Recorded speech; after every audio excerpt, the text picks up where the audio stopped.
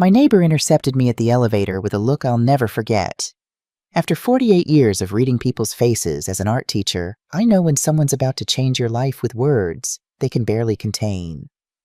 Isabella Carmen Jimenez said her silver hair pulled into an elegant bun that matched her reputation as the most respected resident of Coral Terrace Estates. Do you know who enters your penthouse every Tuesday afternoon while you're teaching? My coffee nearly slipped from my hand. I laughed nervously, the sound echoing in the marble lobby of our luxury building in Coral Gables. What are you talking about, Carmen? She stepped closer, lowering her voice. I've seen a young woman using your key. Every Tuesday like clockwork, same time around 2 p.m.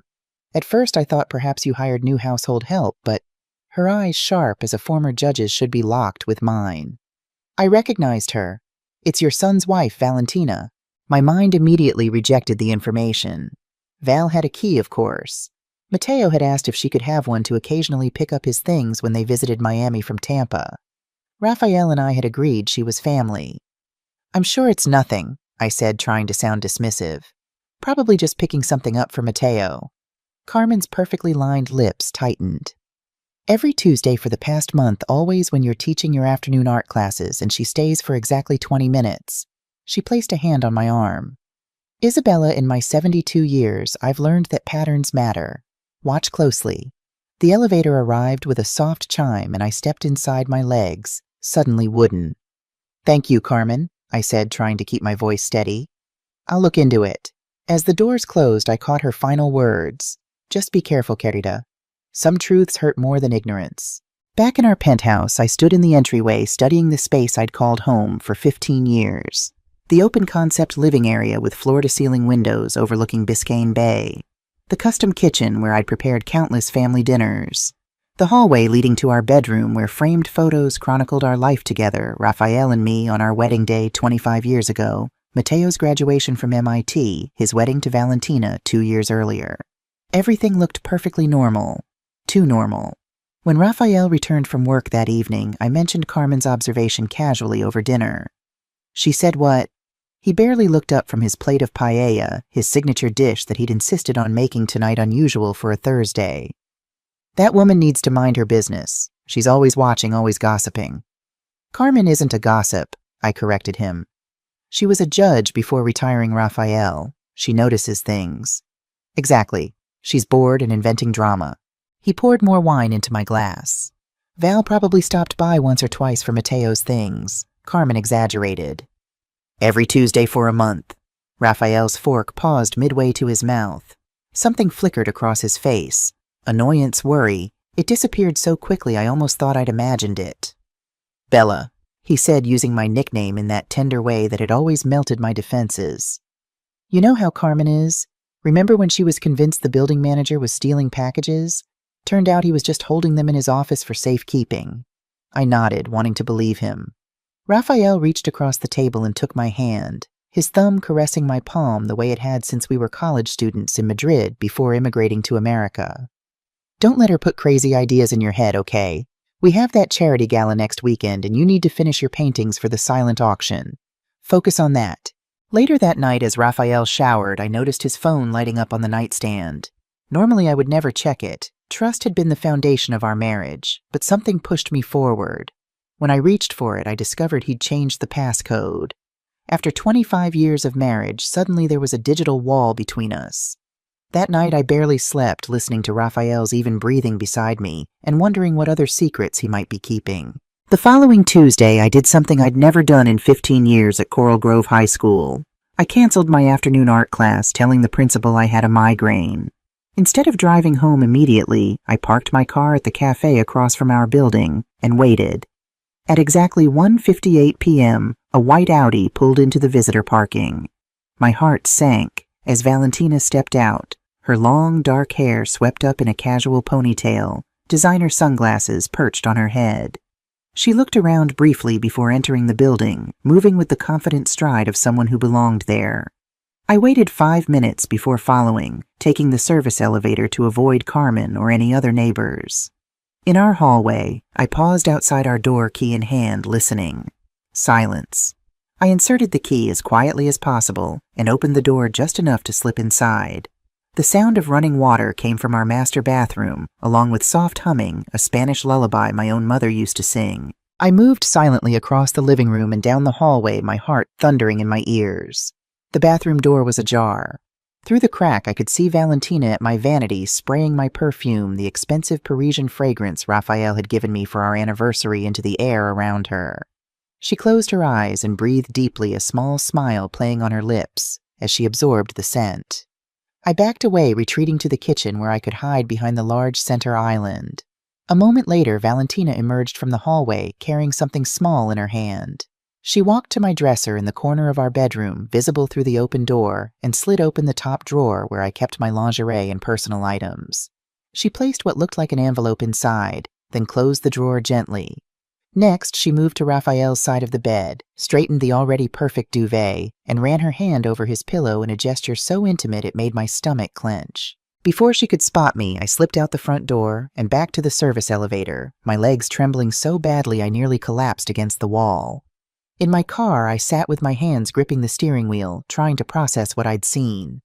It wasn't definitive proof of an affair, I reasoned. Maybe there was an innocent explanation. Perhaps she was leaving something for Matteo, though why she'd place it in my personal drawer made no sense. I drove aimlessly for an hour before returning home, making sure Valentina's car was gone. The apartment looked exactly as it had that morning, nothing out of place. I went straight to my dresser and opened the top drawer. There, nestled between my silk scarves, lay a small cream-colored envelope. My hands shook as I opened it. Inside was a photograph taken 3 years ago at Matteo's graduation party. Raphael stood next to Valentina, his arm casually around her shoulders, as they laughed at something off camera. I remembered taking that photo myself, thinking how wonderful it was that my husband and future daughter-in-law got along so well. Now the image seemed different, the way they leaned into each other, the placement of Raphael's hand at her waist, rather than shoulder the private joke reflected in their eyes. On the back of the photo, written in Valentina's flowing script, "Remember the beginning. 3 years and still our secret. Tuesday's always ours." My legs gave out and I sank to the floor, the photo clutched in my hand. 3 years, before she had even married my son. The room spun around me as the implications crashed through my mind. Not just an affair, a betrayal that went back to before she'd even become part of our family. I heard Raphael's key in the lock and frantically returned the envelope to its hiding place, arranging my scarves over it. By the time he entered the bedroom, I was sitting at my vanity pretending to apply face cream.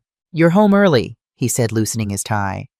"Migraine," I murmured, avoiding his eyes in the mirror. "I canceled my afternoon class." He came behind me, placing his hands on my shoulders. "Poor Bella. Let me make you some tea." His fingers felt like brands on my skin, and it took everything I had not to shrug them off. As he turned to leave, I caught a whiff of something on him, my perfume.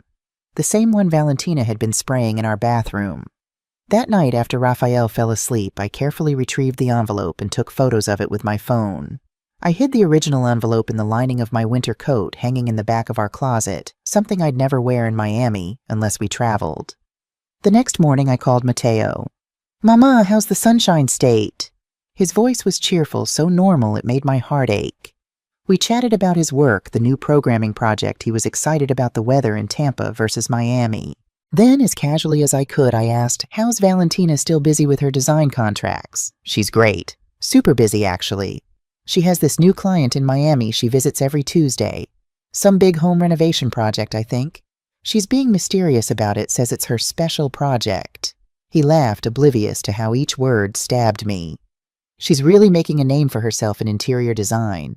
"That's wonderful," I managed. "Does she stay overnight in Miami?" "No, she drives back the same day. It's only a 4-hour drive each way. She says it's worth it for the connection." Connection indeed. After we hung up, I sat at our kitchen island, staring at the photo on my phone. The evidence was circumstantial, but damning. The envelope, the photograph with its intimate inscription, the perfume, Matteo's confirmation of her Tuesday trips to Miami, Raphael's changed phone password, his dismissal of Carmen's observations. I needed more proof, something irrefutable. And I needed a plan. That afternoon, I ordered 3 small security cameras from an online store that promised discreet packaging and next-day delivery. I paid extra for expedited shipping using my personal credit card rather than our joint account. Something told me to keep my actions as private as possible. While waiting for the cameras, I began paying closer attention to Raphael's behavior. He started working later than usual, claiming a major architectural project was behind schedule. Twice he canceled our regular Friday dinner date, citing client meetings. His phone rarely left his side, and he took calls in the bathroom or on the balcony, always out of earshot. When the cameras arrived in a plain brown box, I installed them while Raphael was at work, one in the living room bookshelf, aimed at the entry, one disguised as a decorative clock in the bedroom with a view of the dresser, and one hidden in a potted plant in the hallway. The cameras connected to an app on my phone, allowing me to view the footage remotely. I tested them by walking around the apartment, making sure they captured the key areas without being obvious. That weekend, Raphael suggested we visit friends in Key West. "It would be good for us to get away," he said over breakfast. "You seem tense lately, Bella." I forced a smile. "That sounds nice, but I have to prepare for the charity auction next weekend. Those paintings won't finish themselves." He didn't push, which struck me as unusual. Normally, he would have insisted, saying my art could wait. Instead, he nodded and mentioned he might go alone to clear his head. By Sunday evening, he'd decided to stay home after all. On Monday, I received a text from Valentina. "Hi, Bella, just checking if you'll be home tomorrow afternoon. Matteo asked me to pick up his old external hard drive next time I'm in Miami for my client meeting. He said it might be in the storage closet." My fingers hovered over the phone. This was her establishing an alibi, creating a reason to be in our home in case someone questioned her. "I have classes until 5, I replied. "But you have a key. Feel free to look for it." Her response came quickly. "Perfect, thank you." That heart emoji felt like a mockery. On Tuesday morning, I told Raphael I would be teaching all day. "I have a faculty meeting after classes." I lied. "I'll be home around 6. He kissed me goodbye, his lips barely brushing my cheek. "Have a good day, Bella." Instead of going to school, I called in sick again and drove to my friend Sophia's apartment. Sophia had been my closest friend since we both moved to Miami from Spain 20 years ago. She didn't ask questions when I said I needed a quiet place to work on my charity auction paintings, just handed me her spare key and mentioned she wouldn't be home until evening. From her apartment, I opened the security camera app on my phone and waited. At 1:45 p.m., the entry camera activated. Raphael entered our penthouse, which surprised me. He should have been at work. He moved purposefully through the living room, checking his watch. He straightened the pillows on the sofa, adjusted the flowers in the vase on the coffee table, and even sprayed air freshener. He was preparing for her arrival. At 2:03 p.m., the entry camera activated again. Valentina entered using her key. She called out softly, "Raphael?" He appeared from the kitchen, holding 2 glasses of wine. The microphone on the camera picked up his response. "Right on time, mi vida." My breath caught at the endearment. "My life." The same one he had once used only for me. They embraced in the entryway, a long, familiar kiss that spoke of established intimacy. Not a new affair, a long-term relationship. "I've missed you," Valentina said, taking the wine glass. "This week felt endless." "I know." Raphael's hand caressed her face in a gesture I recognized all too well. "I had to cancel my Key West trip. Bella's been acting strange. I think she suspects something." Valentina's laugh was light dismissive. "She has no idea. Trust me, if Isabella knew anything, she wouldn't be quietly teaching her little art classes and planning charity auctions." The casual contempt in her voice made me grip my phone tighter.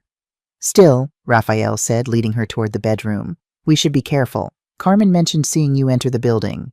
"That old busybody," Valentina scoffed. "I told Bella I was picking up something for Matteo. She believed me instantly." The bedroom camera activated as they entered, still talking, still sipping wine. What happened next confirmed everything in the most painful way possible. I watched for a few minutes, enough to have irrefutable proof, then closed the app, my hands shaking. I sat in Sophia's quiet apartment, surrounded by her family photos and bright Spanish pottery, feeling as though my entire life had been a lie. 3 years. They had been carrying on this affair for 3 years, since Valentina first entered our lives as Matteo's girlfriend. While I welcomed her into our family, she had been betraying both me and my son. The pain was physical, a crushing weight on my chest that made it difficult to breathe. I moved to Sophia's balcony, gulping the humid Miami air, trying to clear my head. When I checked the app again an hour later, Valentina was leaving. The hallway camera captured her stopping at my dresser, placing another envelope in the drawer, their ritual apparently. Raphael followed her to the door, kissing her goodbye with promises to see her next Tuesday. After she left, he straightened the bedroom, erasing all evidence of their meeting. He checked his watch, then made a phone call. Carlos Rafael Morales here. Listen, I need to move another $50,000 from the West Shore project into that special account we discussed. Yes, today. My wife doesn't need to know this is for a surprise investment. I quickly grabbed a notepad from Sophia's desk and wrote down the name West Shore Project. Carlos, likely Carlos Suarez, Rafael's accountant. This was a new dimension to the betrayal. Rafael was moving company money into a separate account without my knowledge. The architectural firm had been his dream, but we had built it together with our joint savings when we first moved to America. Legally, I owned 40% of Morales Architectural Design. I watched as Rafael changed the sheets on our bed, took a shower, and then left the apartment at 4:30 p.m., presumably returning to work for a few hours before coming home. When the apartment was empty, I reopened the app and took screenshots of key moments, saving them to a secure folder on my phone. Then I called Sophia. Can you meet me for coffee? I need your advice on something important. Of course, she replied, concern evident in her voice. Are you okay, Isabella? You sound strange. No, I said honestly. I'm not okay, but I will be. Sophia listened without interruption as I showed her the camera footage, the photograph, and explained everything I had discovered. Her face darkened with each new detail. Hija de puta, she finally whispered, a rare curse from my usually elegant friend. And your son has no idea. None. He thinks she's working with a client in Miami. I wrapped my hands around my coffee cup, drawing comfort from its warmth. I don't know what to do, Sophia. If I confront Rafael, he'll deny everything. If I tell Mateo, it will destroy him. Sophia reached across the table and gripped my hand. First, you protect yourself, financially, emotionally, legally. Then you gather more evidence. Then you destroy them both. I blinked, surprised by her vehemence. I watched my sister forgive her cheating husband. Sophia continued, her voice hard. 3 times she took him back. He emptied their accounts the 4th time and disappeared. Don't be my sister, Isabella. That evening I returned home as if nothing had changed, greeted Rafael with a peck on the cheek, and asked about his day. We ate dinner on the balcony, watching the Miami sunset paint the sky in violent oranges and reds that matched the fury building inside me. How was your faculty meeting? He asked, pouring more wine. Productive? I lied. We're planning the spring art show. He nodded absently, checking his phone under the table. I pretended not to notice. After dinner, I said I needed to work on my paintings for the auction. In the small studio Rafael had designed for me when we renovated the penthouse 5 years ago, I closed the door and began my research. First, I looked into the West Shore project Rafael had mentioned on the phone. Using his laptop when he showered, he'd left it open on the kitchen counter. I accessed his work email with the password. He hadn't changed our anniversary date, ironically. I searched for West Shore and found several emails between Rafael and clients about a luxury condominium development in Tampa. The project budget was substantial, $12 million for architectural services alone. If Rafael was siphoning money from this account, the amounts could be significant. Next, I searched for communications between Rafael and Valentina. Most had been deleted, but in the trash folder I found an email draft that had never been sent. V. Need to talk about Tuesday arrangements. B is asking questions. Carmen noticed your visits. Might need to find new meeting place. Don't contact me directly for now. R. I forwarded the email to myself, then permanently deleted it from the trash to cover my tracks. Over the next few days, I maintained a perfect facade of normalcy while continuing my investigation. I scheduled a private meeting with our family attorney, Miguel Fernandez, claiming I wanted to update my will. In his office, surrounded by law books and with certificates on the wall attesting to his 40 years of legal practice, I felt safe enough to share my suspicions. Miguel, what I'm about to tell you must remain confidential, I began. His bushy eyebrows rose, but he nodded. Of course, Isabella. Attorney-client privilege. I believe Rafael is having an affair with our daughter-in-law and possibly misappropriating company funds. To his credit, Miguel's professional demeanor didn't slip. That's a serious allegation. Do you have evidence? Some, I said, showing him the photos and video screenshots. But I need to understand my legal options before I decide what to do.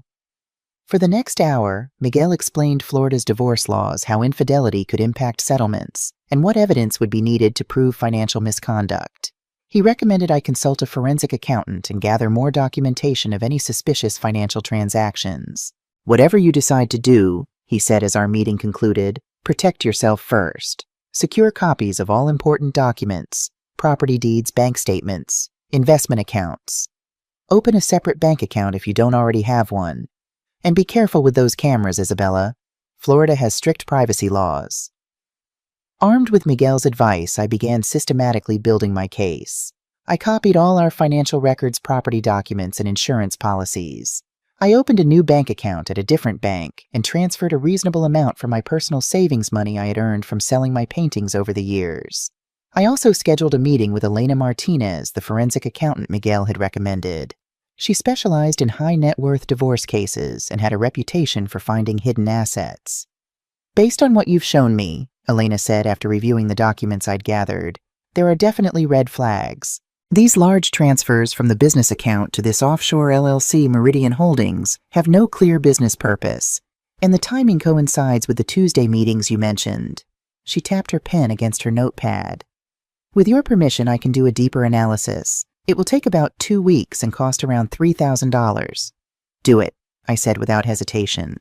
The following Tuesday, instead of monitoring the cameras from afar, I decided to gather evidence in person. I parked in the visitor area of a neighboring building where I had a clear view of our entrance but wouldn't be easily spotted. At precisely 1:58 p.m., Valentina's white Audi pulled into the parking garage. 7 minutes later, Raphael's black Mercedes followed. I used my phone to video record both arrivals, making sure to capture the license plates and the timestamps. Then I waited. At 4:05 p.m., Raphael emerged first, checking his surroundings before walking to his car.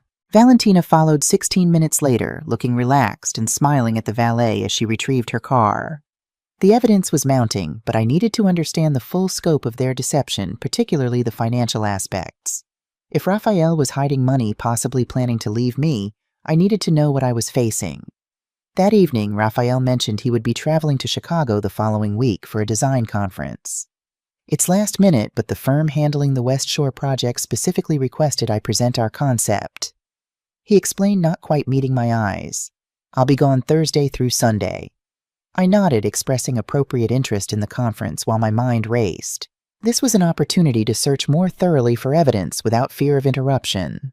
After he went to sleep, I checked our joint credit card statement online. There was a first-class ticket to Chicago in Raphael's name for Thursday, but also a reservation at the St. Regis in Miami Beach for Friday and Saturday nights. The reservation was for 2 people. They were planning a weekend together right here in Miami while I believed Raphael was in Chicago. The next day, I drove to our bank and accessed our safe deposit box, something I hadn't done in years. Inside were the expected items, our wills, property deeds, insurance policies, my grandmother's jewelry. But there was also a document I didn't recognize, paperwork for Meridian Holdings LLC, the same company Elena had flagged in her initial review. The LLC was registered in Raphael's name, only despite our agreement that all business ventures would be joint. The registered agent was Carlos Suarez, his accountant, and the mailing address was a P.O. box I didn't recognize.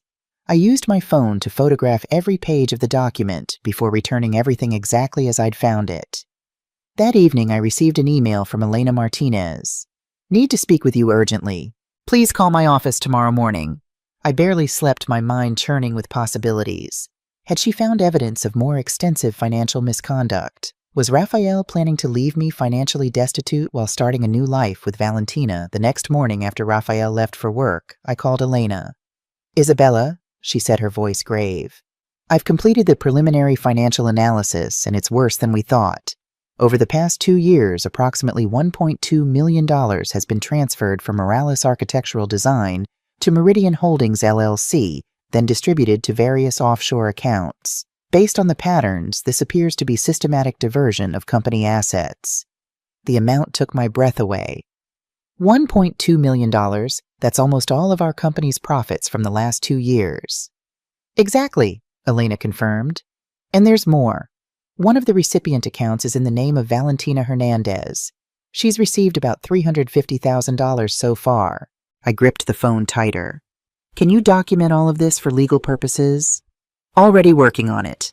I'll have a comprehensive report for you by next week. In the meantime, Isabella, you might want to consider securing your remaining assets. If this pattern continues, your company could face serious financial difficulties. After the call ended, I sat on our balcony overlooking Biscayne Bay, watching the boats glide across the water as my world collapsed around me. The betrayal went beyond the affair. Raphael was systematically draining our business, the company we had built together over 20 years. He was stealing not just my trust and my heart, but my financial security as well. For the first time since this nightmare began, I allowed myself to cry deep, racking sobs that came from someplace primal. I cried for the marriage I thought I had, for the family, being torn apart, for my son, who would soon learn a devastating truth about the woman he loved and the father he admired. When the tears finally subsided, something else took their place: resolve. Cold, clear determination. I would not be a victim. I would not be discarded after 25 years of building a life together. I would not allow Raphael and Valentina to destroy everything I had worked for. I picked up my phone and texted Carmen. "Can we talk? You were right. I need your advice." Her response came immediately. "Mi casa, 1 hour. Bring everything you know." Carmen's apartment on the 10th floor was a testament to her successful career, and refined taste. Leather-bound law books lined the shelves. Awards from her judicial career displayed discreetly on the walls. Expensive furniture arranged for both beauty and comfort. She listened without interruption as I shared everything I had discovered, occasionally nodding or making notes. When I finished, she walked to her desk, removed a business card from a drawer, and handed it to me. "Javier Mendoza," she said, "the best private investigator in Miami, former FBI. Tell him I sent you." I looked at the card. "Is this necessary? I already have video evidence." Carmen's eyes, sharp as ever, met mine. "Isabella, when I discovered my husband's affair 30 years ago, I thought evidence was enough. I confronted him immediately, emotional and unprepared. He had time to hide assets, manipulate mutual friends, and create a narrative that painted me as unstable." Her voice hardened. "I lost everything except my dignity. I won't let that happen to you." She leaned forward, taking my hands in hers. "They think you're weak. They think you won't fight. They're underestimating you, and that is their mistake. But you need to be smarter, more strategic, and completely prepared before you make your move." I nodded, tucking the card into my purse. "And Isabella," Carmen added, her voice gentler now, "remember that Mateo is a victim in this, too. When the time comes to tell him, be prepared for his pain as well as your own." On my way home, I called Javier Mendoza and scheduled an appointment for the following day. That evening, when Raphael kissed me goodbye before his supposed trip to Chicago, I smiled and wished him a successful presentation. "I'll miss you." I lied, playing the role of devoted wife one last time. As soon as his car pulled away from the building, I opened my laptop and began writing out everything I knew, everything I had discovered, and everything I still needed to find. I listed all the evidence I had gathered, organized by date and type. I created a timeline of the affair, the financial transactions, and Raphael's lies. The document became my battle plan, my roadmap to justice. I titled it simply "The Truth." Tomorrow I would meet with Javier Mendoza. I would continue gathering evidence. I would prepare myself financially, emotionally, and legally for the confrontation to come. But for tonight, I allowed myself to feel the full weight of betrayal, to acknowledge the death of the marriage I thought I had, and to mourn the family that would never be the same. As midnight approached, I walked through our penthouse, seeing it with new eyes, not as the home we had built together, but as the beautiful stage where an elaborate deception had played out. The art on the walls, the furniture we had chosen together, the photographs of happier times, all of it felt tainted now. In our bedroom, I opened my dresser drawer and found the envelope Valentina had left earlier that week. Inside was another photograph, this one taken recently at a family dinner. Raphael and Valentina sitting across from each other, their eyes meeting in a secret exchange, while Mateo and I remained oblivious. On the back she had written, "Soon we won't need Tuesdays. Soon we'll have forever." I replaced the envelope, closed the drawer, and made a silent promise to myself. They would never have their forever. Not at the expense of everything I had built, everything I had loved, everything I had been.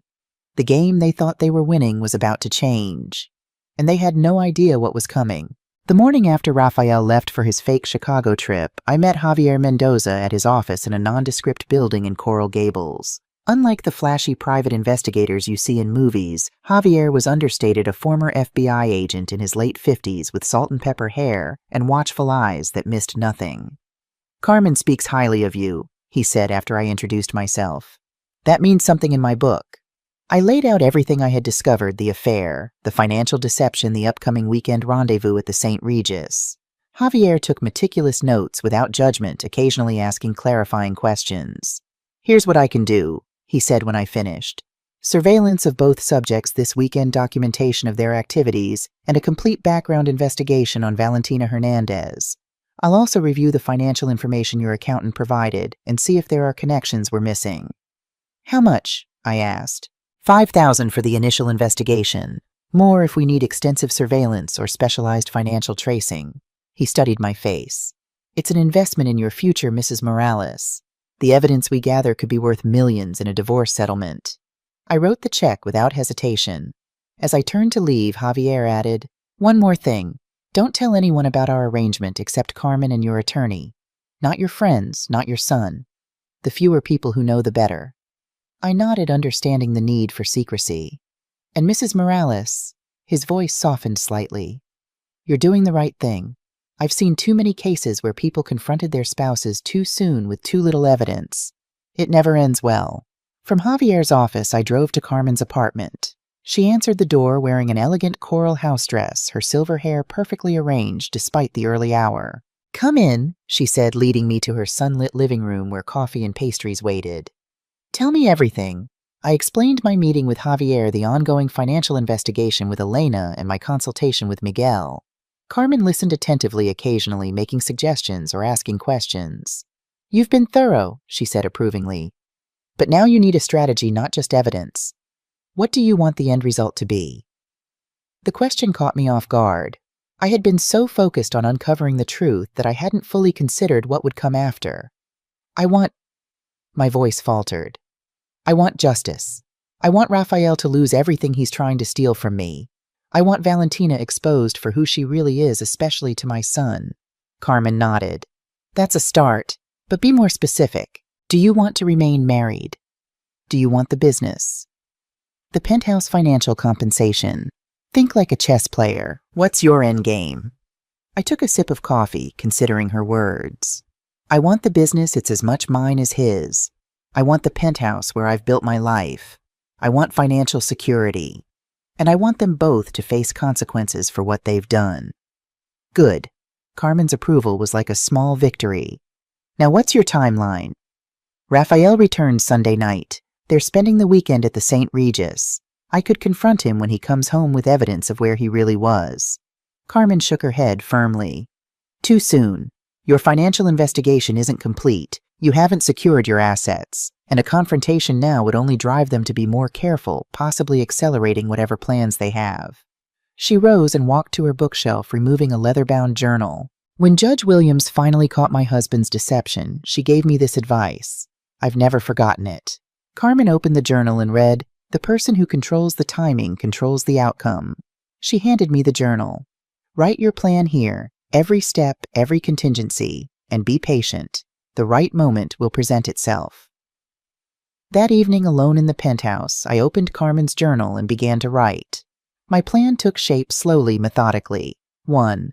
Secure financial evidence in progress with Elena. 2. Document the affair in progress with Javier.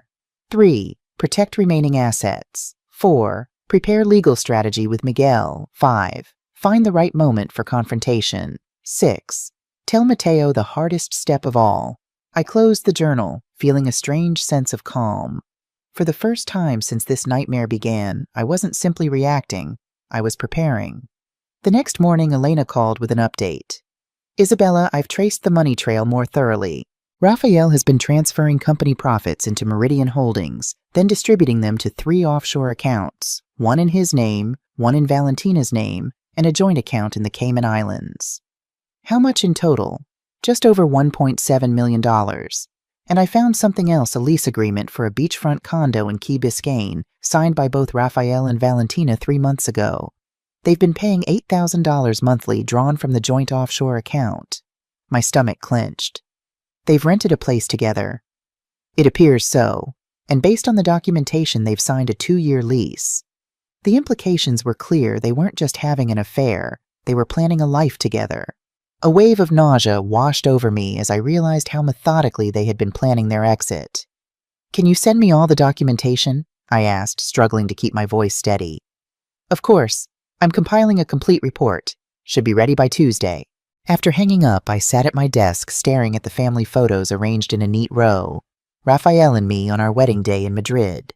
The three of us, Raphael, Mateo, and me, when Mateo graduated from high school. And the most recent, all four of us at Mateo and Valentina's wedding 2 years ago. Valentina in her white dress, beaming at my son while standing next to my husband, both of them already deep into their betrayal. I removed that last photo, placing it face down in the drawer. Then I made 3 calls. First to our bank, where I arranged to transfer half of our joint savings, approximately $240,000, to my new private account. It was a bold move, but legally defensible according to Miguel. I was entitled to half of our marital assets, and I needed to protect them before Raphael could drain them completely. Second to our property management company, informing them that we were changing the locks due to security concerns, and requesting that no new keys be issued without my explicit approval. Third to Lucia Dominguez, the realtor who had helped us buy our penthouse 15 years ago. Lucia, I need a discreet valuation of our property, I explained, for insurance purposes. Of course, Isabella. The market in Coral Terrace is very strong right now. Your unit would likely list around $3.2 million. The figure momentarily stunned me. Our home had more than doubled in value since we purchased it. Another asset Raphael and Valentina would never get their hands on. That evening, Javier sent the first surveillance photos. Raphael and Valentina arriving separately at the St. Regis, checking in together, dining at the hotel's exclusive restaurant, walking hand in hand along the beach. In each image, they looked relaxed, happy, oblivious to the fact that their secret world was crumbling. The final photo showed them on their ocean view balcony, toasting with champagne as the Miami sunset painted them in golden light.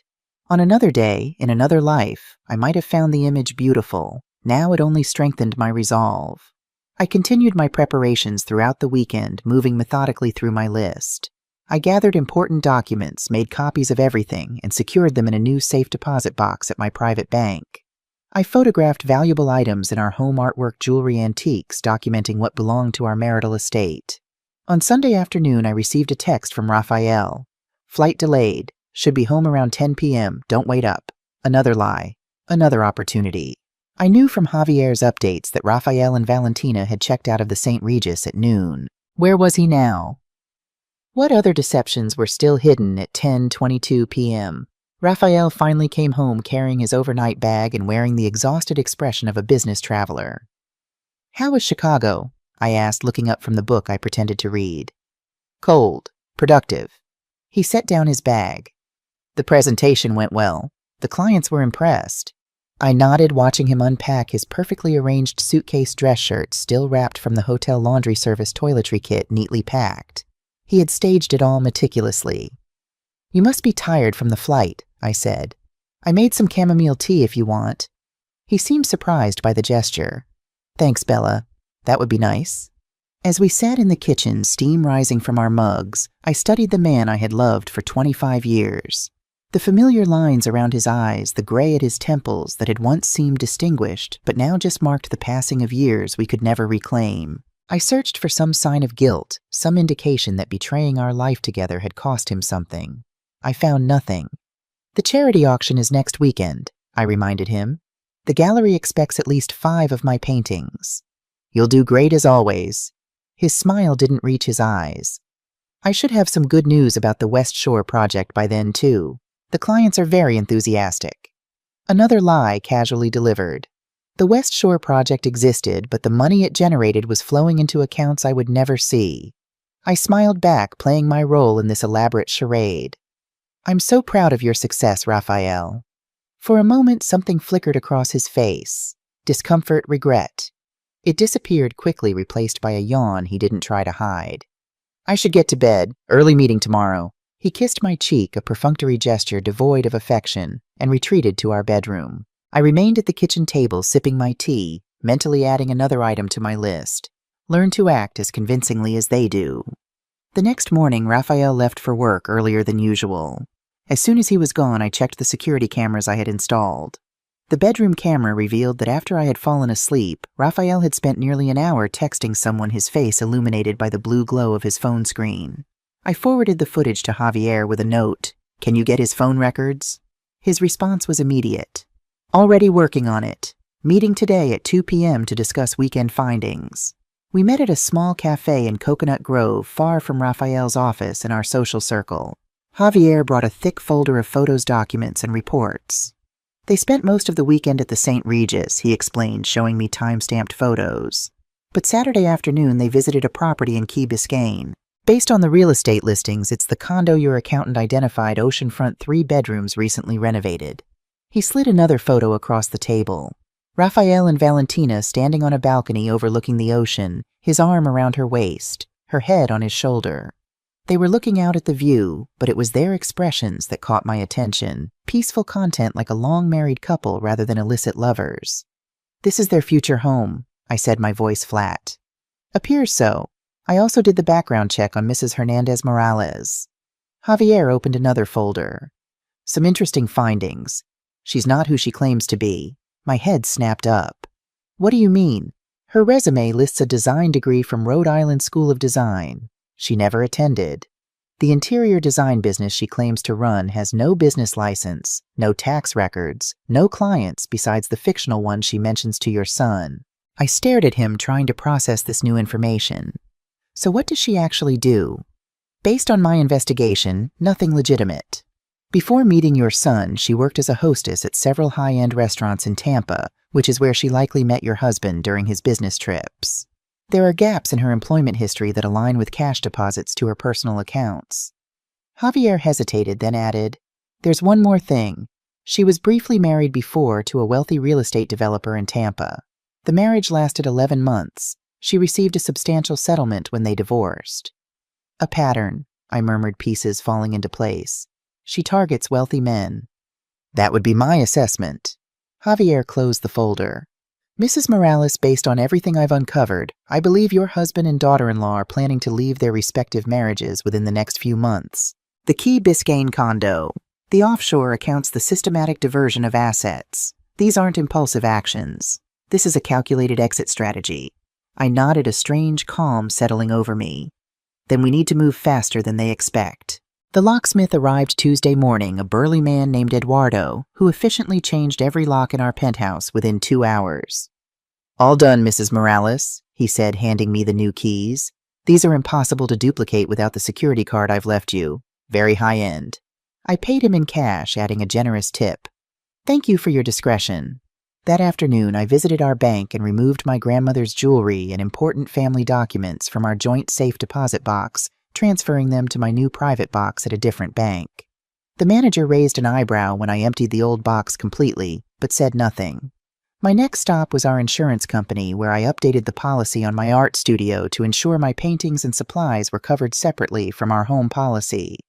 The agent, a friendly woman who had handled our insurance for years, seemed confused by my sudden interest in the details of our coverage. Just being thorough, I explained with a smile. Artists need to protect their work. By the time Raphael returned home that evening, I had completed my list of financial precautions. When he tried his key in the door and found it didn't work, I heard him jiggle the handle in frustration before ringing the doorbell. I opened the door with a look of surprise. Oh, I forgot to tell you, the building management changed all the locks today. Something about a security upgrade. I handed him a new key. Here you go. They only gave us 2 sets. Raphael frowned, examining the unfamiliar key. They should have notified us. They sent an email last week, I lied smoothly. I mentioned it at breakfast, but you were in a hurry. He couldn't argue without admitting he hadn't been paying attention to me, so he simply pocketed the key with a shrug. Any other surprises I should know about? I laughed, the sound surprisingly natural. No, that's it. How was your day? Over dinner, I casually mentioned installing a new security system for my art studio. After that break-in on the 8th floor last month, I got worried about my paintings for the charity auction. They're worth quite a bit. Raphael nodded absently, checking his phone under the table. Good idea. I set up cameras. I continued watching him carefully. Amazing how small and unobtrusive they are these days. You can barely see them. His head jerked up, eyes suddenly alert. Cameras, just in my studio, I assured him, noting the flash of alarm that crossed his face. For insurance purposes. But the technology is impressive. They can record for weeks, store everything in the cloud. Raphael set down his fork, appetite apparently gone. I didn't realize you were so concerned about security. Oh, you know me, I said lightly. Always better safe than sorry. That night he was unusually attentive, suggesting we watch a movie together, pouring wine, asking about my paintings. To anyone else, it might have seemed like a husband making an effort to reconnect. I knew better he was assessing whether I suspected anything, trying to gauge if my security concerns were innocent or targeted. I played along, accepting his attention with the same warm smile I had given him for 25 years. But inside, a cold satisfaction grew as I watched him try to decipher my actions. The game had changed, and he didn't even know the new rules. The following morning, I received a call from Elena. The forensic financial report is complete. It's worse than we thought, Isabella. In addition to the $1.7 million already diverted, Raphael has taken out a second mortgage on the penthouse, $500,000 processed 3 months ago. My blood ran cold. That's impossible. I would have had to sign the documents. That's what I thought too. I obtained copies from the bank. Her voice tightened. Isabella, your signature appears on the paperwork. It's forged, I said immediately. I never signed anything like that. I suspected as much. I've arranged for a handwriting expert to examine the documents. If it's a forgery, as I believe it is, this moves beyond financial infidelity into criminal fraud. After ending the call, I sat at my desk, trembling with rage. Raphael hadn't just betrayed our marriage. He had committed a crime using my name, risking the home I loved. The violation felt even more intimate than the affair. I called Miguel immediately. Raphael forged my signature on a second mortgage. I need to know my options. This changes the situation significantly, he said gravely. Forgery is a criminal offense. We should meet as soon as possible to discuss how this impacts our strategy. In Miguel's office that afternoon, he laid out the new legal landscape. With evidence of forgery, you have leverage beyond the typical divorce proceedings. This is potentially criminal fraud, which could result in jail time. I don't necessarily want Raphael in jail, I said, surprising myself. I want justice, not vengeance. Miguel leaned forward. Isabella, I understand your reluctance, but this forgery reveals the extent of his deception. It also gives us tremendous leverage in negotiations. He'll be motivated to settle quickly and generously rather than risk criminal charges. I nodded slowly. What about the business? Can I protect it? As a 40% owner, you have significant rights. I recommend filing for an emergency injunction to freeze the company accounts pending investigation. This would prevent any further diversion of assets. Do it, I said without hesitation. And prepare the divorce papers. I want everything ready when the time comes. That evening, Valentina called me directly, something she rarely did. My heart raced as I answered, keeping my voice casual. Valentina, how nice to hear from you. Hi, Bella, she said, her tone warm and friendly. I'm coming to Miami next Tuesday for my client meeting, and I was wondering if we could have lunch afterward. It's been too long since we had some mother-daughter time. The audacity nearly took my breath away. Mother-daughter time. As if she hadn't been betraying me for years. That sounds lovely, I replied, matching her friendly tone.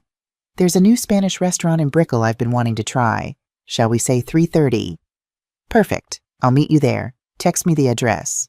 After hanging up, I immediately called Javier.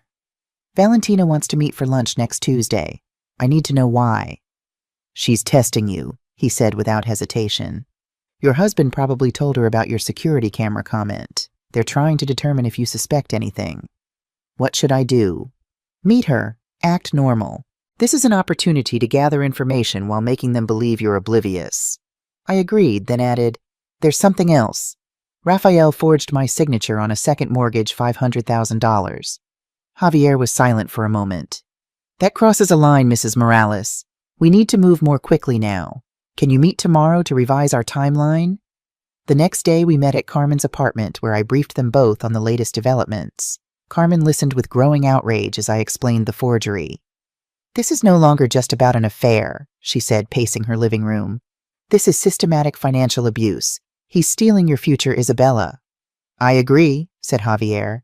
Based on the evidence we've gathered and the escalation represented by the forgery, I believe they're accelerating their timeline. The original plan was likely to wait until after the West Shore project was completed this summer, giving them access to the final payments. But they may move sooner now. Carmen stopped pacing.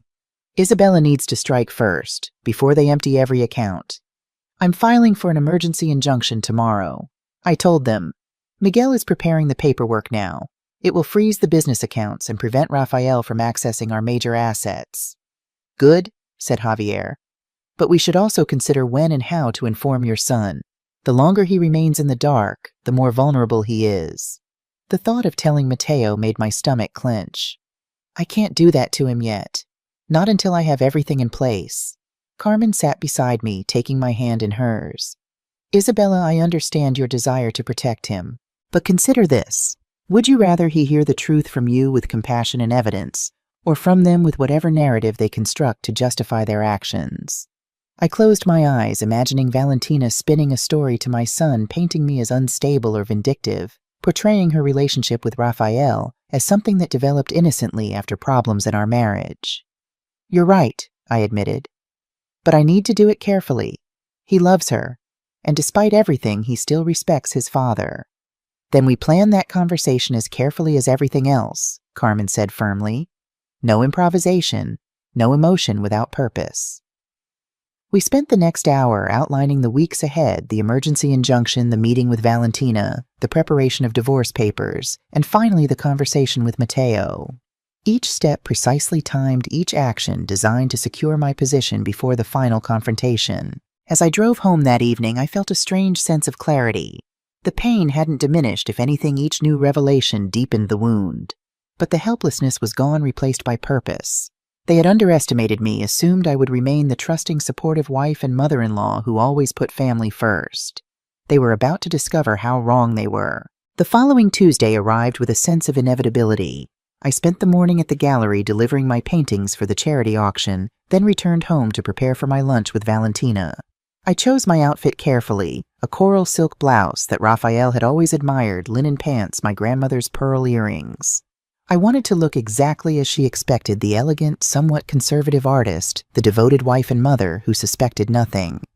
The restaurant I had selected, El Jardín, was new and exclusive, requiring reservations weeks in advance. But the owner was an old friend who had purchased several of my paintings over the years. He ensured we had the best table on the terrace, private, yet with a clear view of Biscayne Bay. I arrived 20 minutes early, asking the waiter to bring a bottle of Albarino, a white wine from Galicia that I knew Valentina favored. Everything had to appear normal, generous, unsuspecting. She arrived precisely on time, looking stunning in a white summer dress that emphasized her tanned skin and the diamond necklace I recognized as a gift from my son on their first anniversary. Her long, dark hair was pulled back in a sleek ponytail, her makeup flawless despite the Miami humidity. Bella, she embraced me with practiced warmth. You look wonderful. Is that a new blouse? An old favorite, I corrected, returning her embrace with equal fakery. You're the one who looks stunning as always. We settled at the table and I poured her wine. How was your client meeting? Productive, she said vaguely. They're renovating a waterfront property in Coconut Grove. Very high-end, very demanding. I nodded, knowing there was no client, no renovation project. And how's Mateo? I haven't spoken to him in a few days. Busy as always? You know how he gets with his coding projects? She sipped her wine. This is delicious. You always know the best wines. Spanish blood? I joked. It's genetic. We ordered tapas to share gambas al ajillo pan con tomate jamón ibérico. The conversation remained superficial through the first course, discussing Miami's weather, mutual acquaintances, the charity auction. Valentina was charming, attentive, the perfect daughter-in-law.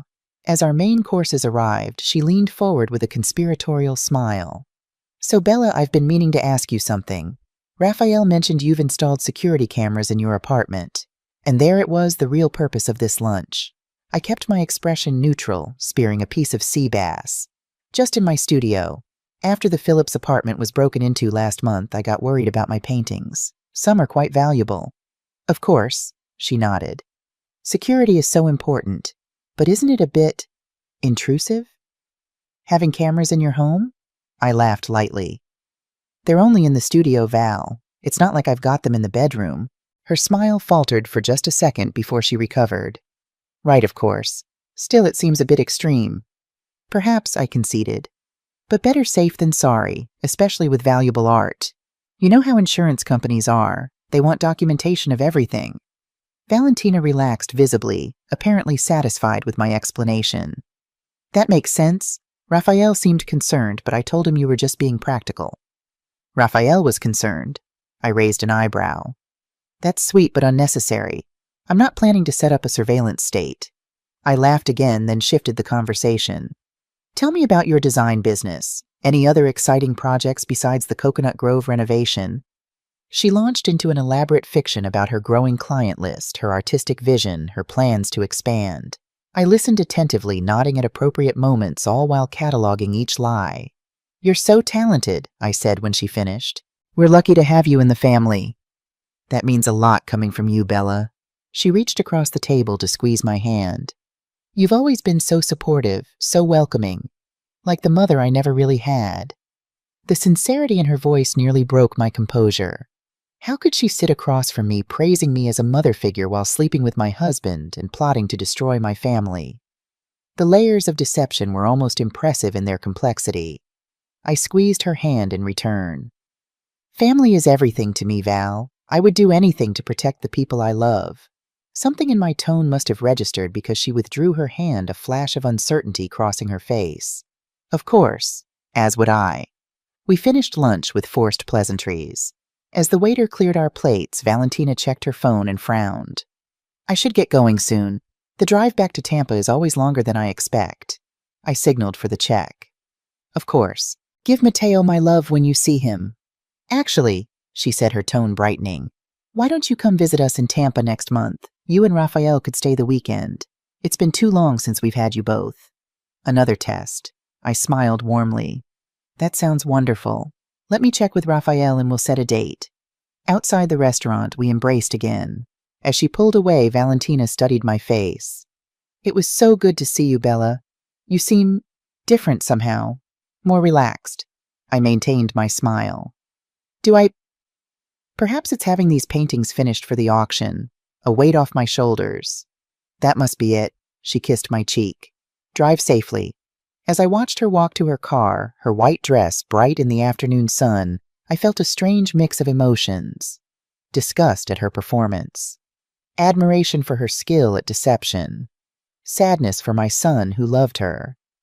And underneath it all, a cold determination that strengthened with every passing day. I called Javier from my car. She was fishing about the cameras, trying to determine if I suspect anything. Did she seem satisfied with your answers? I think so, but she suggested Raphael and I visit them in Tampa next month. Another test, I assume. Agree to it, Javier advised. Keep them believing you're oblivious. Meanwhile, our timeline accelerates. The emergency injunction should be filed tomorrow. After that, they'll know something's wrong. That evening, Raphael called to say he would be working late. Another lie. Javier's surveillance confirmed he was meeting Valentina at their Key Biscayne condo. I used the opportunity to visit Mateo's old bedroom, which I had maintained exactly as he left it when he moved out for college 10 years earlier. Sitting on his bed, surrounded by his childhood trophies, science fair medals, and faded posters, I finally allowed myself to cry. Not just for my marriage or my own pain, but for what was to come. Mateo would be devastated. His relationship with his father would never be the same. The family we had built over decades would fracture irreparably. For a moment, I questioned everything. Was this pursuit of justice worth the collateral damage? Would it be simpler to pretend I knew nothing, to let Raphael and Valentina have their secret life while I maintained the facade of our family? The thought evaporated as quickly as it formed. I deserved better than a life built on lies. Mateo deserved the truth, however painful. And Raphael and Valentina deserved consequences for their actions. I wiped my tears, straightened my shoulders, and left the room, closing the door firmly behind me. The time for grief was ending. The time for action had arrived. The emergency injunction landed like a bomb the next morning. I was in Miguel's office when Raphael called, his voice tight with barely controlled fury.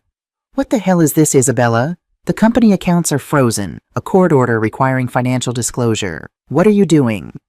"Protecting what's mine," I replied calmly.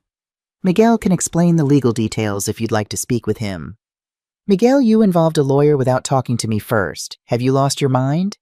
"No, Raphael, I've found it. We can discuss this when you're calmer, or your attorney can contact Miguel directly." I ended the call as Raphael was still shouting, his voice rising in pitch and volume. My phone immediately rang again, Valentina this time. I declined the call. Miguel looked at me with concern. Are you all right? Better than I expected, I said truthfully. It feels good to finally act instead of just react. They'll fight the injunction, he warned, and they'll move quickly now that they know you're onto them. Let them try. We have the evidence. I left Miguel's office and drove directly to Carmen's apartment where Javier was waiting with updates from his surveillance team. They're panicking, he reported, showing me photos taken just an hour earlier, Rafael and Valentina meeting in a park, both gesticulating wildly, clearly arguing. This wasn't a planned meeting. They're improvising now, which works in our favor. People make mistakes when they're desperate. Carmen brought us coffee, her expression grim but satisfied. The real test comes now. They'll try to turn people against you, friends, family, business associates. They'll paint you as unstable, vindictive, imagining things. I'm prepared, I assured her, though my stomach tightened at the thought. My phone buzzed with a text from Mateo. Mom, what's going on? Dad called me freaking out about lawyers and frozen accounts. Are you guys okay? The moment I had dreaded had arrived. I showed the text to Carmen and Javier. It's time, Carmen said gently. He needs to hear the truth from you, not their version. I nodded, my heart heavy. I'll drive to Tampa tomorrow. This needs to be done in person. Before I could respond to Mateo's text, another call came through Rafael again. This time I answered. Isabella, we need to talk. This is insane. I agree, I said coolly. Where would you like to meet? His surprise at my ready agreement was palpable in the brief silence that followed. Home, tonight, 8 p.m. I'll be there. After ending the call, I turned to Carmen and Javier. Rafael wants to meet tonight. Don't go alone, Javier said immediately. He's desperate, and desperate people can be dangerous. I'll come with you, Carmen offered. I can wait in the car, be nearby if you need help. I shook my head. I need to do this myself, but I'll keep my phone on with both of you on speed dial. That evening, I arrived home at 7:45 p.m. to find Rafael already waiting, pacing the living room like a caged animal. He spun toward me as I entered, his face flushed with anger. What the hell are you doing? He demanded without preamble. Do you have any idea how this injunction affects the business? We could lose the West Shore project. Interesting concern, I replied, setting down my purse calmly. Considering the profits from that project were never going to reach the company accounts anyway. He froze, his expression shifting from anger to wariness. What are you talking about? Meridian Holdings LLC, the offshore accounts, the second mortgage you forged my signature on. I maintained steady eye contact. Should I continue? Rafael's face drained of color. He sank onto the sofa, the bluster evaporating. How long have you known? Long enough to gather substantial evidence, including footage of you and Valentina together. His head snapped up. You were spying on me. An ironic complaint from a man who has been systematically betraying his wife and son for 3 years. Rafael ran a hand through his hair, a gesture I had once found endearing. Now it just seemed theatrical. It's not what you think, Bella. Valentina and I... It's complicated. It's actually quite simple, I countered. You've been having an affair with our son's wife. You've been diverting company assets. You committed forgery. Each one is a straightforward betrayal. He stood again, moving toward me. Let me explain. Please. I stepped back. I'm not interested in explanations. I'm meeting with Mateo tomorrow to tell him everything. No. The panic in his voice was unmistakable. Don't drag him into this. We can work this out between us. Work what out exactly? Our divorce, the criminal charges for forgery, or the fact that you and Valentina have been planning to abandon your respective spouses and start a new life with stolen money? Rafael stared at me, seemingly seeing me clearly for the first time in years. You've changed, Isabella. Yes, I agreed. I've become someone who won't accept betrayal quietly. Someone who fights for what's hers. He paced again, his mind visibly racing. What do you want, money, the penthouse? Name your price to keep this quiet. The casual assumption that I could be bought off ignited a fresh wave of anger. I don't have a price, Rafael. I want justice. I want the truth known. I want consequences for actions. You'll destroy everything. The business, our reputation, Mateo's marriage. No, I said firmly. You destroyed those things the moment you decided your desires were more important than your family's trust. I'm simply revealing the ruins. He approached me again, his expression shifting to pleading. Bella, please. We've been married 25 years. Doesn't that mean anything? It meant everything to me, I said, my voice finally betraying emotion. That's why your betrayal deserves no mercy. Raphael's phone buzzed insistently. He glanced at it, then back at me, indecision clear on his face. That's her, isn't it? I asked. Go ahead, answer. Tell Valentina her perfect plan is falling apart. His jaw tightened. This isn't over. No, I agreed. It's just beginning. After he stormed out, I sank into a chair, my composure finally cracking. The confrontation had gone as well as I could have hoped. I'd maintained control, revealed enough to shake him without showing all my cards. But the emotional toll was tremendous. My phone rang, Carmen checking in. He just left, I told her, angry but aware that I know everything. Are you all right? Yes, I took a deep breath. But tomorrow will be harder, telling Mateo. Do you want company on the drive to Tampa? I considered her offer. No, but thank you. This is something I need to do alone. After we hung up, I went to the balcony with a glass of wine, looking out at the Miami skyline sparkling against the night sky. The city looked the same as it had yesterday, last week, last year. But everything had changed. Tomorrow I would tell my son that his wife and father had betrayed him in the most intimate way possible. Tomorrow I would shatter his world, just as mine had been shattered. There was no victory in that, no satisfaction, only the necessary pain of truth. I finished my wine and went inside to pack an overnight bag for Tampa. In the morning I would drive north to face the hardest conversation of my life.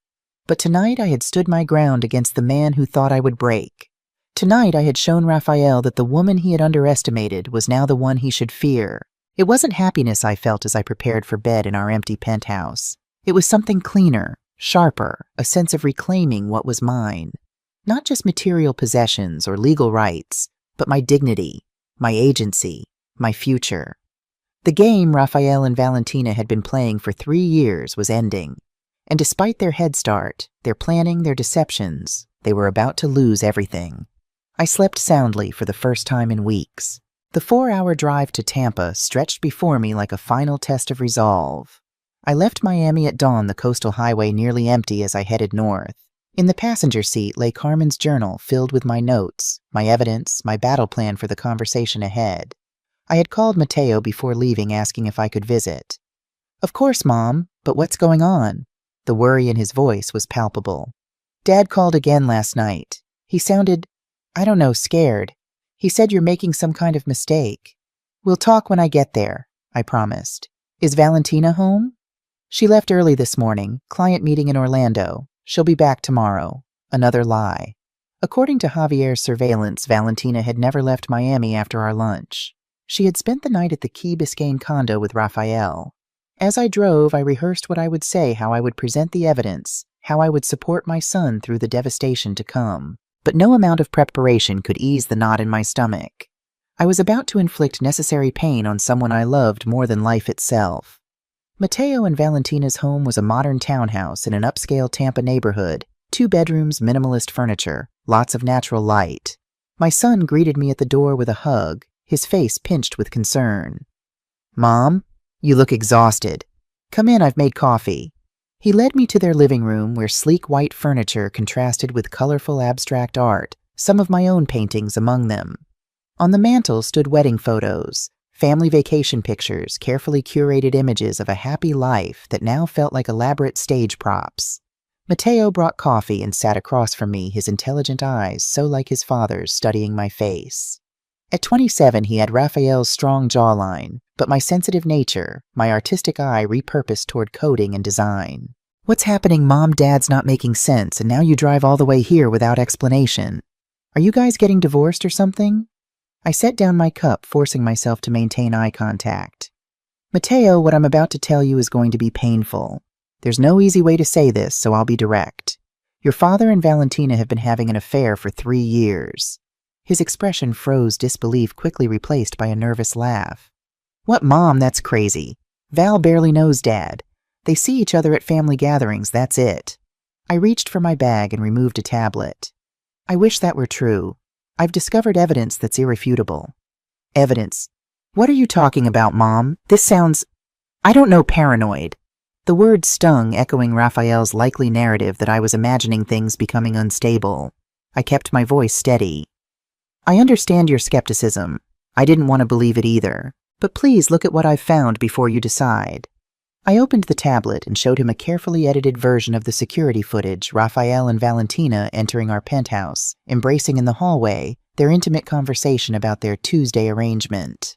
I'd removed the bedroom footage, sparing him that particular pain, while still providing undeniable proof. Mateo's face drained of color. He stared at the screen, his hands gripping the edges so tightly his knuckles whitened. When the video ended, he sat motionless, as if frozen in time. "This can't be real," he finally whispered. "There must be some explanation." I wish there were. I showed him the photographs of the Key Biscayne condo, the lease agreement in both their names, the bank transfers. "They've been planning this for a long time, Mateo. I'm so sorry." He stood abruptly, pacing the pristine living room like a trapped animal. 3 years. That means, when we got married, she was already... I nodded, my heart breaking for him. "Yes. And all those Tuesday client meetings in Miami," his voice cracked. "There was never any design client, was there?" "No. She was meeting your father at our home while I was teaching." Mateo suddenly rushed to the bathroom. I heard him retching his body's visceral reaction to the betrayal. When he returned, his face was pale, his eyes red-rimmed. "How did you find out?" he asked, his voice hollow. I explained everything. Carmen's warning, the security cameras, Javier's investigation, Elena's financial analysis. As I spoke, his expression shifted from shock to a cold anger I'd never seen in my gentle son. "The business dad's company. He's been diverting assets for months. Almost $2 million moved to offshore accounts. And he forged my signature on a second mortgage for our penthouse." Mateo sank back onto the sofa, overwhelmed. "He's stealing from you too, Jesus, Mom. What are you going to do?" "I've already done it. The business accounts are frozen. I've filed for divorce. And there may be criminal charges for the forgery." He rubbed his face with both hands, a childhood gesture that suddenly made him look young and vulnerable. "I can't believe this. Val, Dad, my whole life is a lie." I moved to sit beside him, taking his hands in mine. "Not your whole life, just this part. And now that you know the truth, you can decide how to move forward." He looked at me with a mixture of pain and admiration. "How are you so calm? If I feel this betrayed, I can't imagine how you feel after 25 years of marriage." "I've had more time to process it," I said simply. "And I've had help, Carmen, Javier, my attorneys. You don't have to face this alone either." Mateo stood, suddenly pulling out his phone. "I need to call her. Right now." I gently took the phone from his hand. "Not yet. Not while you're in shock. We need to be strategic, just as they've been." "Strategic, Mom? My wife is sleeping with my father. I need to confront her now." "And say what? That you know everything. Then what? She'll deny it, make excuses, try to manipulate you. Or worse, she'll simply disappear with your father and whatever money they haven't already hidden." He blinked, surprised by my pragmatism. "What do you suggest?" "Let me call Miguel, my attorney. He's preparing documents for you too, financial protection, legal options. Before you confront Valentina, you need to secure your assets just as I did." Mateo stared at me, a new understanding dawning. "You're not just my heartbroken mother. You're, I don't know, like a general planning a counterattack." Despite everything, I smiled. "Carmen calls it strategic justice. Raphael and Valentina spent years plotting against us. We owe ourselves the same careful preparation." For the next few hours, Mateo and I worked together, calling Miguel, documenting valuable items in the townhouse, making a list of joint accounts and assets. His initial shock gradually hardened into resolve, his programmer's mind approaching the problem methodically once the emotional fog began to clear. By evening, he had transferred his personal savings to a new account, changed the passwords on all his devices, and prepared a detailed timeline of Valentina's business trips to Miami that corresponded exactly with my record of her visits to the penthouse.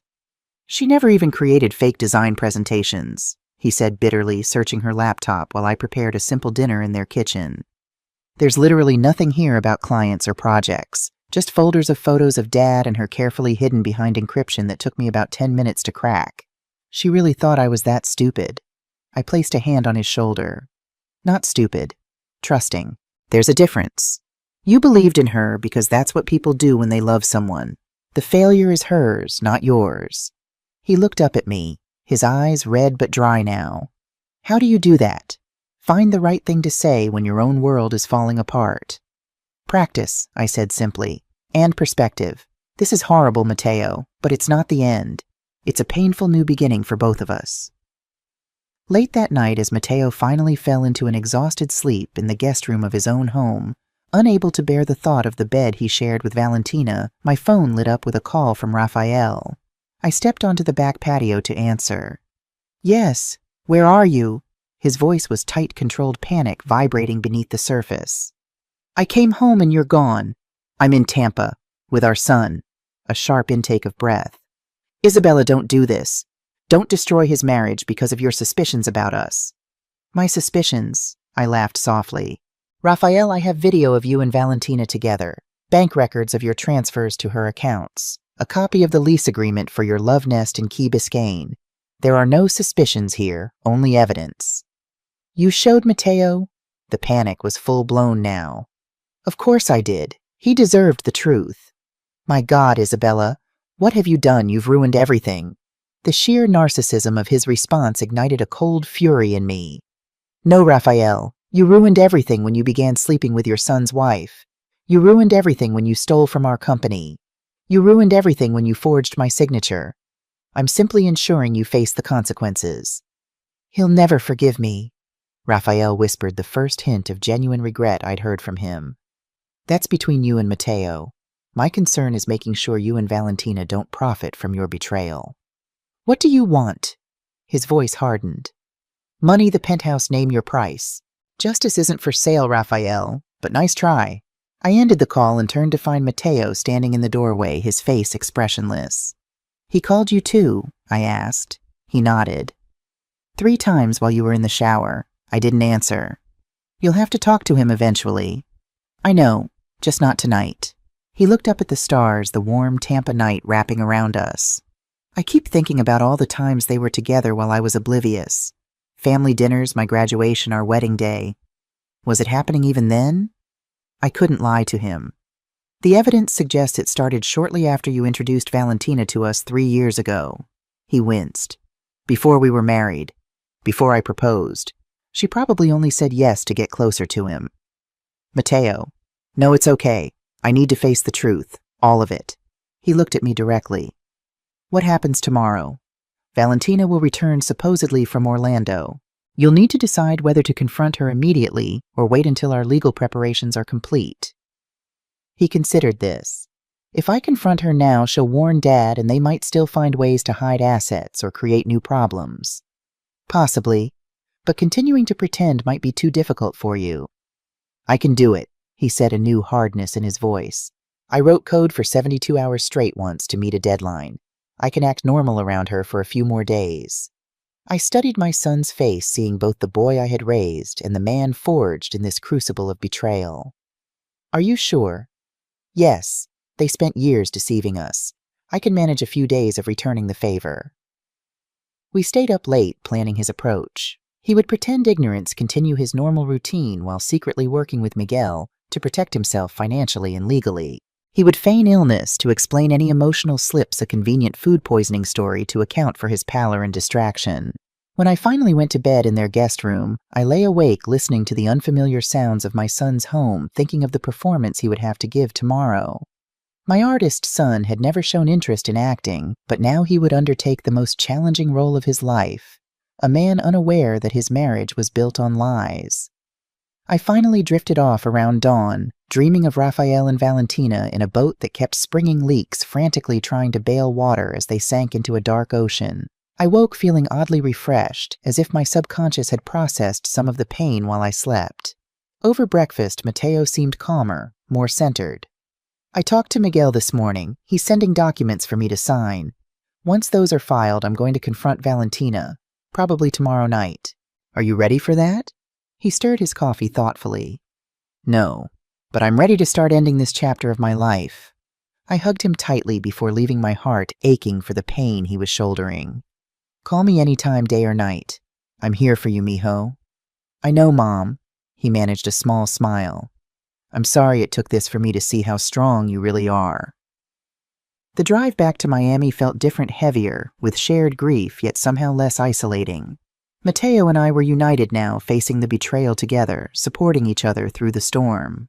When I reached the penthouse, I found a large bouquet of white lilies on the kitchen counter, Raphael's traditional apology flowers whenever we had a serious argument. The card read simply, "We need to talk, please." I threw the flowers in the trash and called Carmen. "Mateo knows everything," I reported. "He's staying calm working with Miguel on legal protection before confronting Valentina." "Good. And the business account's still frozen." "Yes. Raphael is getting desperate flowers, pleading calls the works." "Be careful," Carmen warned. "Desperate people make dangerous choices." That evening, Elena called with another bombshell. "Isabella, the forensic accounting is complete. There's a pattern of large cash withdrawals from Meridian Holdings over $400,000 in the past 6 months. I can't trace where that cash went, but it suggests they're preparing for something drastic." "Like leaving the country?" "Possibly. The timing and amounts are consistent with people establishing new identities or preparing for a quick departure." I thanked her and immediately called Javier, who promised to intensify surveillance on both Raphael and Valentina. "If they try to flee, we'll know," he assured me. The next 24 hours unfolded like a carefully orchestrated dance. Raphael made increasingly desperate attempts to contact me. Calls, texts, even a handwritten letter slipped under the door begging for a meeting to explain everything. I maintained my silence, coordinating instead with Miguel, Elena, and Javier as they continued building our case. Mateo texted periodic updates from Tampa. Valentina had returned spinning elaborate stories about her fictional design client in Orlando. He reported maintaining his cover, though it made me physically ill to kiss her hello, knowing where she's been. The following morning, Miguel called with news. "The judge has granted our request for additional financial disclosure. Raphael must provide complete records of all accounts, including Meridian Holdings, within 5 days or face contempt charges." "He won't comply willingly," I predicted. "I know. That's why we've also filed a motion to freeze his personal accounts and restrict his passport. The hearing is tomorrow morning." Later that day, Javier sent an urgent message. "Surveillance shows R&V meeting at a bank downtown. Large safety deposit box accessed. Maybe moving assets. Sending photos now." The images showed Raphael and Valentina entering Miami First National, a bank where we had no official accounts. 2 hours later, they emerged carrying a small duffel bag. I forwarded the photos to Miguel, who promised to add them to our court filing. That evening, Mateo called, his voice tight with controlled emotion. "It's done. I confronted her." "What happened?" "She denied everything at first. Called you unstable, jealous, making things up because you were afraid of losing Dad." His voice hardened. "Then I showed her the video, the photos, the bank records. She changed. It was like watching a mask fall away." "What did she say?" "That I didn't understand. That she and Dad had a connection I could never comprehend. That she never meant to hurt me but couldn't fight their destiny together." He laughed bitterly. "Destiny. Like betraying your husband with his father is some romantic fairy tale." "Are you okay? Where is she now?" "She left to clear her head. Took a suitcase. I assume she's heading to Miami to him." He paused. "I changed the locks after she left. Moved all her stuff to the garage. I'm done, Mom. Completely done." "Do you want me to come back to Tampa?" "No. I need to be alone right now. Process all this." Another pause. "Besides, the final battle is in Miami.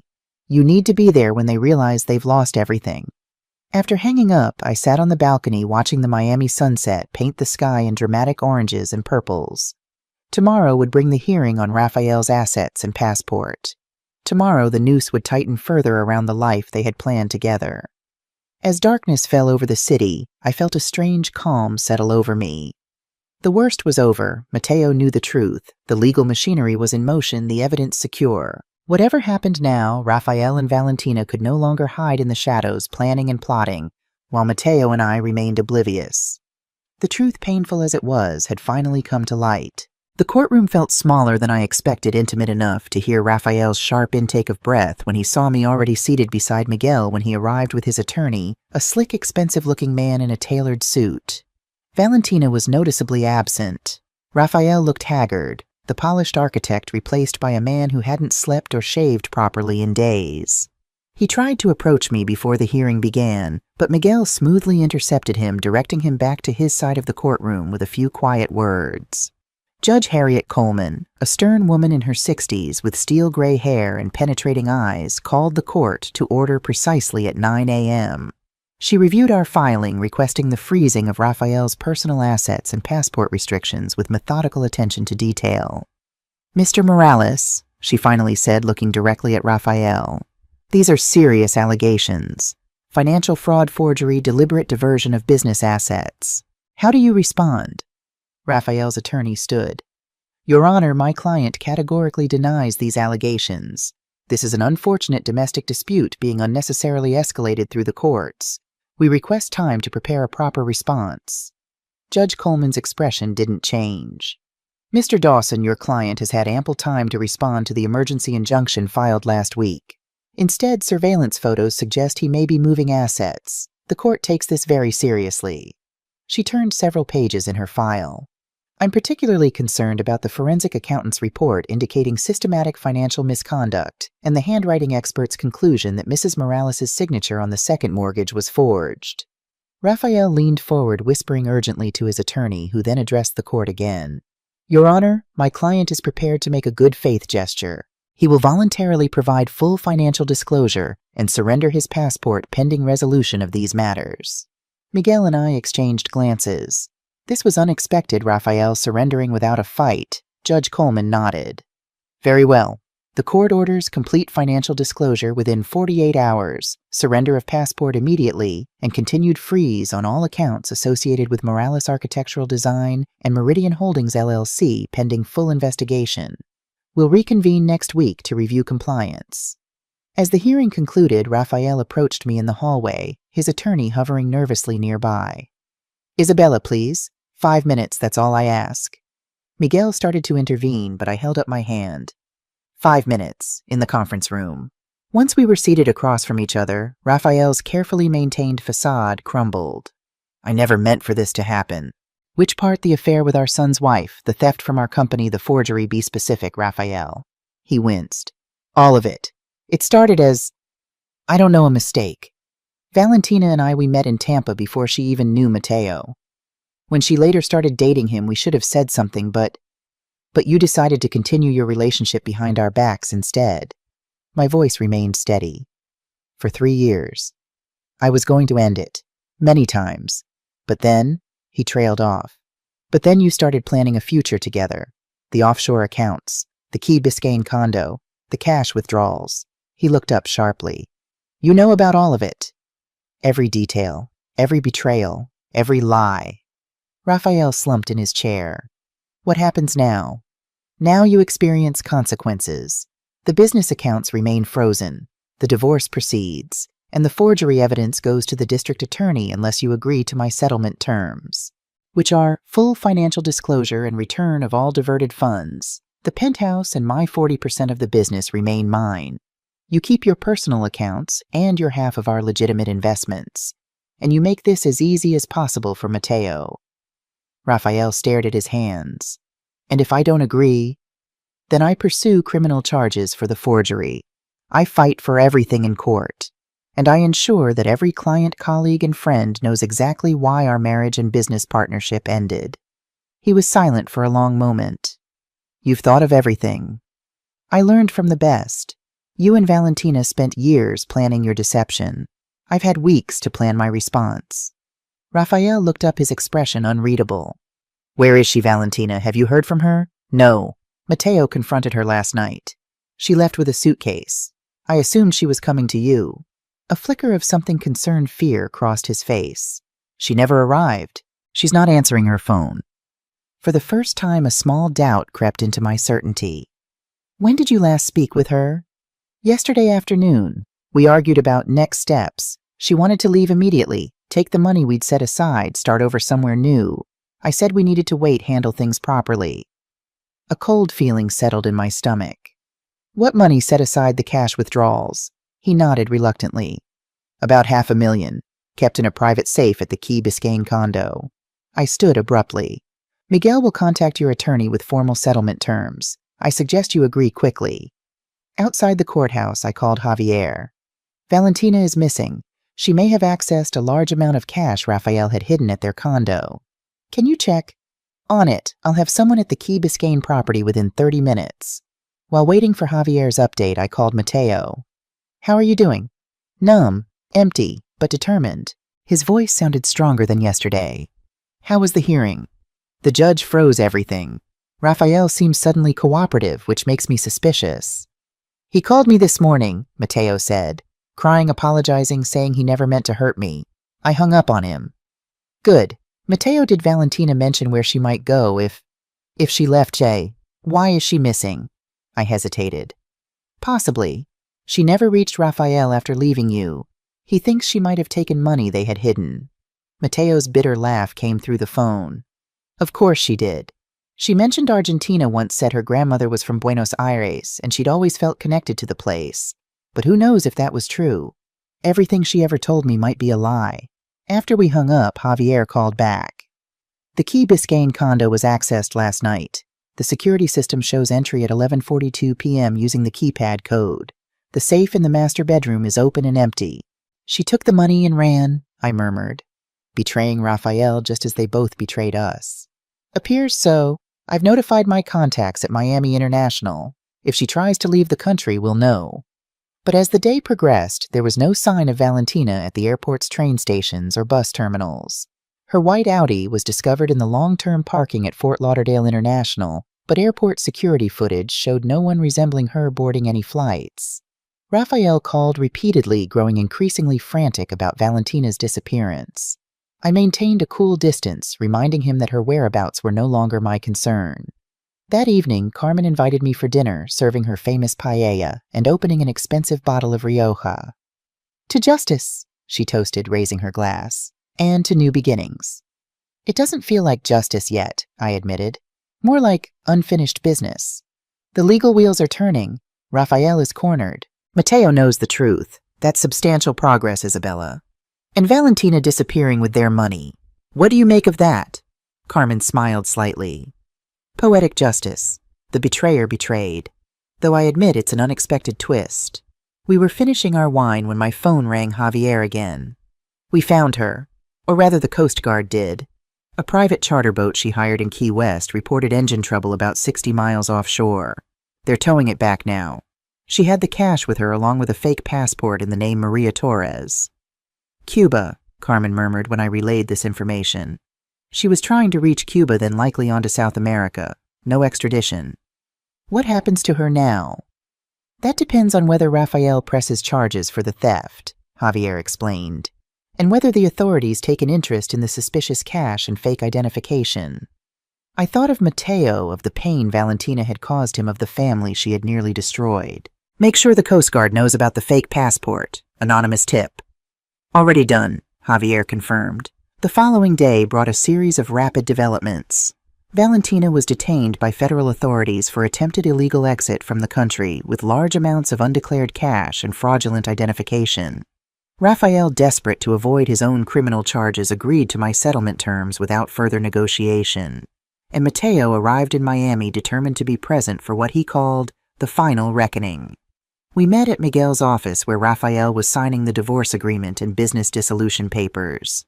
Mateo insisted on accompanying me, standing tall beside my chair as his father entered the conference room. Rafael stopped short when he saw his son.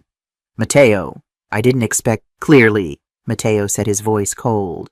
You didn't expect any of this, did you, Mom, finding out? Me finding out.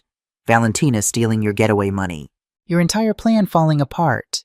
Rafael looked genuinely shattered, the composed architect replaced by a broken man facing the consequences of his actions. I know you won't believe me, but I am truly sorry. You're right. I don't believe you. You're sorry you got caught. Mateo's voice remained steady. I came today for Mom, not for any reconciliation with you. I needed to see her strength recognized in these documents and this ending you created. Rafael signed the papers without further comment, legally surrendering the penthouse, returning control of his share of the business to me, and agreeing to repay all diverted funds from his personal accounts. In exchange, I would not pursue criminal charges for the forgery. As he stood to leave, Rafael paused beside Mateo. Son, don't, Mateo cut him off. I'm not your son today. Maybe not ever again. That's something you'll have to live with. When Raphael had gone, Miguel reviewed the signed documents with professional satisfaction. "This is an excellent outcome, Isabella. You've secured your financial future and avoided a lengthy court battle." "What about Valentina?" Mateo asked. "Will she face charges?" "Multiple federal charges, most likely. Illegal use of fraudulent identification attempting to transport undeclared currency out of the country, possibly conspiracy depending on what she reveals about the source of the money. She's looking at significant legal trouble." We left Miguel's office and walked to a nearby cafe, the Miami Sunshine, a stark contrast to the emotional darkness we'd navigated for weeks. "I filed for divorce this morning," Mateo said as we settled at an outdoor table. "Miguel referred me to a good attorney in Tampa. It should be straightforward since we have no children and limited joint assets." I studied my son's face, seeing new lines of experience etched around his eyes. "How are you really?" He considered the question carefully. "Damaged, but not destroyed. I keep thinking about what you said, that this is a painful new beginning, not an end." "It is, for both of us." "I'm thinking of moving back to Miami," he said, surprising me.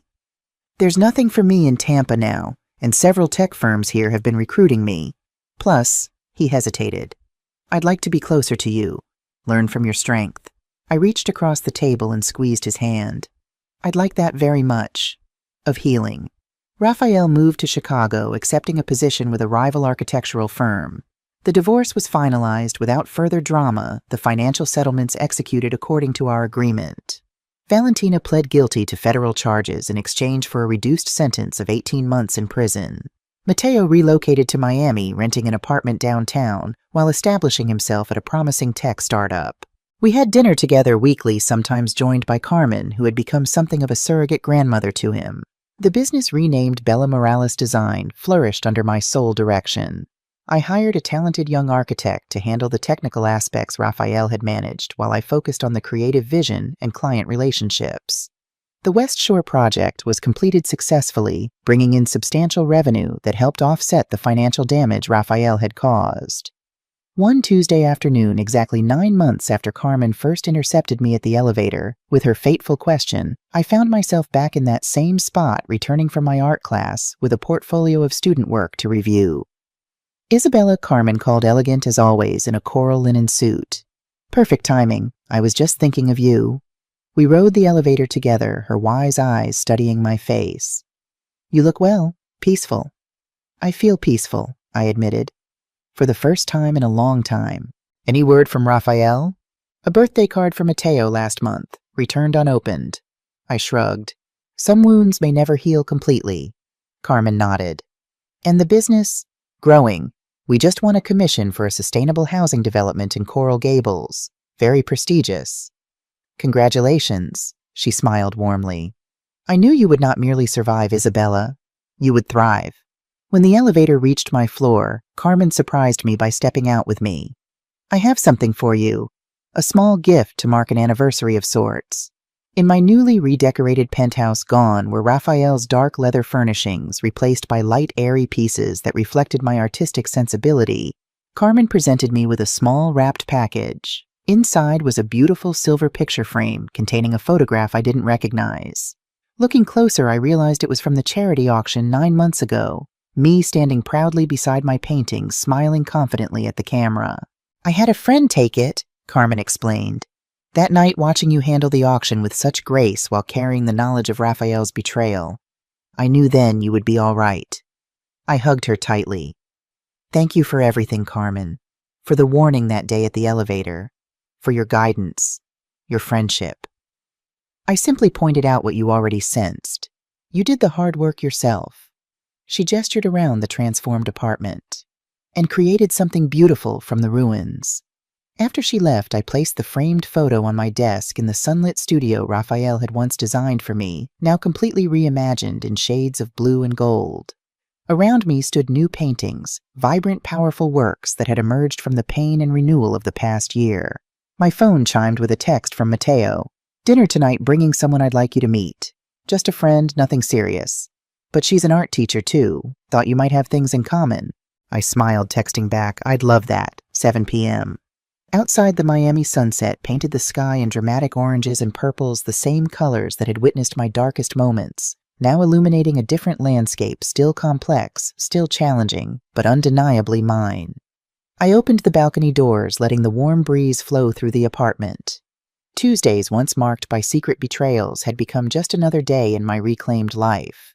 The secret of the Tuesdays had nearly destroyed us, but the truth had ultimately set us free. Not a perfect ending, real life rarely offers those, but a just one where consequences found their rightful owners, where deception gave way to clarity, where a woman others had underestimated discovered just how powerful she truly was. I looked out over the city, my city as twilight settled over Miami. This was not the life I had planned all those years ago when Raphael and I left Spain with dreams of building something together. It was something entirely different, something entirely my own. And it was enough, more than enough. It was a victory.